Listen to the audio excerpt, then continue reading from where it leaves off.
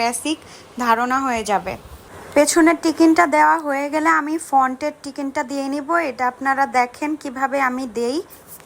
ফ্রন্টের পার্টের টিকিনগুলো যদি সুন্দরভাবে দেওয়া হয় তাহলেই কিন্তু ব্লাউজটা একদম শরীরের সাথে ফিটিং হয়ে লেগে থাকবে, আর নয়তো একটুও ভালো দেখা যাবে না।